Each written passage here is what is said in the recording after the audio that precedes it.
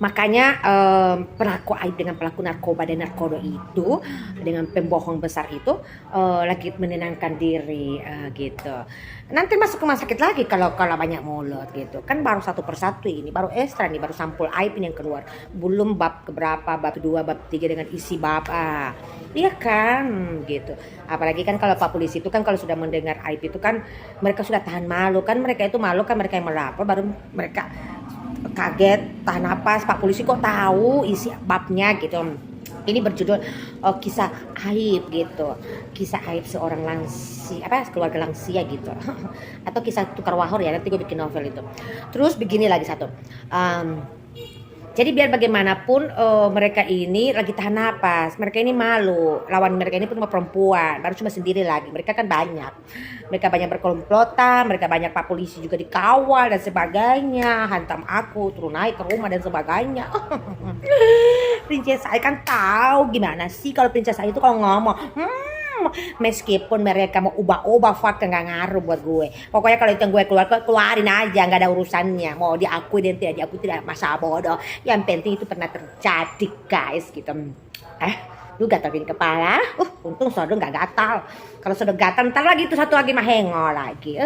Nanti dibilang kata aku lagi live. Kemarin kan dibilang gue kata aku lagi live dengan keluarganya Rusli Habibie. Katanya meledek mereka, menyindir mereka. Gimana bisa gue live sama keluarganya Rusli Habibie? Gue aja marahan sama Rusli Habibie dengan keluarganya, gimana sih?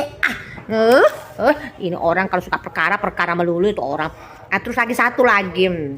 Ya, dibilang kata apa ya, dibilang gitu lah. Makanya ini mereka ini lagi tenang-tenang, lagi minum obat penenang. Mungkin mereka lagi minum obat cacing sekarang ini.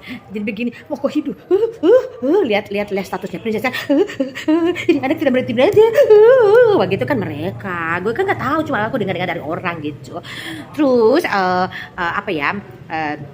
Mereka itu mungkin sementara menyiapkan rumah sakit, bagian UGD, bagian infus, lantai berapa untuk menahan sakit dan minum obat kolesterol, obat darah tinggi, obat insulin, pokoknya obat semua lah, sudah komplikasi ya namanya. Gue juga kan komplikasi aib, ada narkoba, penjina, anak zina, anak haram dan sebagainya, itu ada masuk di situ semuanya. Gue yang lebih tahu, bukan polisi ya, gue yang lebih tahu ya. Polisi hidupnya di tahun berapa, gue kan udah puluhan tahun dengan mereka. Untuk ada anak haram yang tidak diakui, yang tinggal di samping kuala, pinggir kuala, buka kuala.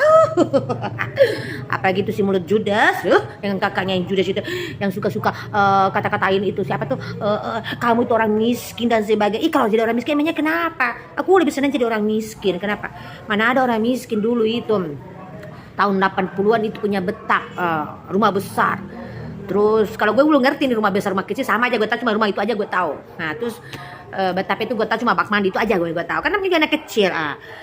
Terus kalau dulu itu sekelas-kelas rumah-rumah orang Cina ya, rumah-rumah kaya, rumah-rumah orang yang orang Cina itu kan orang kaya di sini, orang kaya di Gorontalo lah, orang-orang terkaya gitulah. Baru mereka kan punya toko-toko bangunan apa segala macam tuh, mereka punya begituan. Sedangkan bapak gue kan setara dengan mereka gitu ibaratnya. Cuma bapakku sukanya foya-foya gitu, suka hidup para lonte-lonte punya keluarga gitu. Kasihan kan lonte-lonte kan dikasih makan supaya nggak melonte, tapi namanya juga penyakit corona tetap aja begitu. Makanya bapakku itu setengah mati itu menjaga aku, dikasih fasilitas ini, fasilitas itu, dikasih mobil dari kecil dan sebagainya, supaya aku tidak melonte gitu maksudnya. Kalau situ bayar laki-laki cuci kodo. Nggak dapat laki-laki sini, nggak tahu ini pemulung sampah, tukang semir sepatu, tukang angka besi atau apa ini, suaminya ini sudah hamil di luar nih kayak ini kodong. Aduh, kita pakai bahasa Makassar dulu. Nanti nyindir sama orang Makassar lagi terus. Kemudian dapat yang suami kedua itu, pertama itu kumpul kebo, habis itu nyuri suami tantenya yang diambil. Gue juga kaget. Sesama marga lagi nih tantenya. Tantenya nggak tahu, begitu tantenya dapat, tantenya mengamuk. Baru mereka bilang katanya kasih dia diambil sama suami tantenya. Suami tantenya cuma cukur juga dia kan. Lagian juga apa yang mau dicukur sama dia nggak punya apa-apa juga. Harga dia juga agak kagak gitu. Terus ngutang ke gue, ke kakak gue. Tinggal di rumahnya kakakku numpang, nggak apa-apa kalau masalah tinggal, nggak apa-apa kita ikhlasin asal PT bisa jaga barang-barang kita di dalam gitu maksudnya. Kebetulan juga kita punya kandang ayam toh. Kita kasih tinggal di sana tadinya, cuma ayamnya sudah pada lari. Kata nggak mau, nanti kena zina lagi. Atau mereka takut juga nanti ayam-ayam pejantan diperkosa sama nenek-nenek itu. Kan apa itu si nenek itu kan orangnya ada penyakit di kodo. Jadi ya maklum lah, suami tantenya aja disikat gitu maksudnya ya. Terus kedua, jadi makanya dikasih pinjam rumah yang satu. Terus kedua, kata-katain gue, katanya gue beronjol lah, lonte lah, apa lagi, kakak ade sih ngata-ngatain. Hehehe, hey bro, gue cowok aja, aduh perawan aja itu nanti berapa bulan baru pecah. Bahkan kalian pun tahu kisahnya. Lu lagak, lu maki-maki orang. Gue, bapak gue, biar preman-preman bapak gue, anak perempuannya itu dijaga. Apa guna dikasih fasilitas, ditinggal di rumah besar apa segala macam kalau kodonya dikasih orang. Apalagi kodo bagus, mestinya kodo ningrat dikasih sama nggak kayak kamu. Aduh, kodo dikasih sama tukang semen, kata tukang semir, tukang besi, tukang pemula apa. Kodo harus milih-milih dong, jangan sembarangan kasih sama laki. Aduh, pakai baking soda. Ini iklanin atau apa sih? Pakai baking soda biar itu kodo bisa milih-milih dikit. Ngata-ngatain orang. Gue mulut judes begini, asodo gue harus dijaga. Bagaimana bisa gue jadi ratu ayam kalau kodo gue kasih ke sembarang laki-laki, guys? Aduh, kemana kamu? Jangan ngumpet dari balik Facebook. Nih gue nih lagi seriawan. Aduh, kemana? Bukan kode yang seriawan ya, maaf kalau kamu kan kodenya seriawan. Kemana kamu yang ngumber-ngumber, yang mau coba-coba jatuhkan gue di umum? Nggak ngaruh. Yang penting pakai baking soda. Udah baking soda. Polisi lagi kalau gue bikin dekat. Orang bilang kode pakai baking soda, jangan pakai lapor polisi. Pakai nih baking soda. Nih baking soda buat pembersih kodo, biar kodo itu aman dari air begitu. Lapor lagi polisi, katanya aku ngeledek-ledek pakai baking soda. Baking soda. Ntar lagi polisi lagi nelpon, "Abu Incen, udah Muncen kenapa ini tidak mau berhenti?"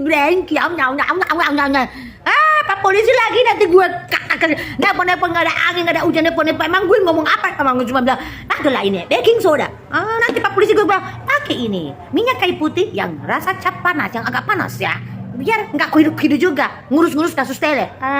Ngurus kasus 700 juta cuma mengurus kasus tele. Pak polisi maaf ya. Makanya jangan usah pura-pura supaya tidak mau supaya tidak tersinggung. Baking soda. Kalau kurang juga pakai itu minyak kayu putih. Biar apa? Ntar gue bikin lagi dibilang lagi bawa psikiater lah, beginilah, princessnya gila lah, gini lah. Masa bodoh juga gue nggak peduli juga. Nggak peduli. Yang penting itu kan punya kasus kodo. Kodo sama narkoba. Nama juga keluarga narkoba. Belum lagi lawannya selalu perempuan dari dulu. Dari gue masih anak-anak, masih gue kelas 4, kelas 5 lah. Dari dulu mereka begitu. Lawannya kalau bukan emak-emak, nenek-nenek, tante-tante mereka juga mereka kayak begitu. Baru ketemu sama gue, dapur polisi. Cemen men. Baru sama aku mereka lapor polisi, yang lain-lain gak pernah mereka lapor polisi, cuma aku. Cemen men. Aku gara ada anti princess. Pergi lapor polisi. Polisi tidak bisa bikin apa-apa. Datang mengamuk di rumah princess. Dipikir princessnya takut. Cemen men. Dulu fitnah istri bupati. Katanya istri bupati kata kehidupannya liar lah apa. Selama hidup dengan gue itu istri bupati nggak pernah ketemu sama cowok. Dia anak baik-baik, keluarga baik-baik, punya harta, punya segala macam. Cuma cowok banyak yang kejar-kejar dia, tapi tidak mau suka sama si narkobanya dengan narkobanya keluarga itu. Makanya itu istri bupati nikah sama pejabat. Dia nggak tahu sakit hati itu yang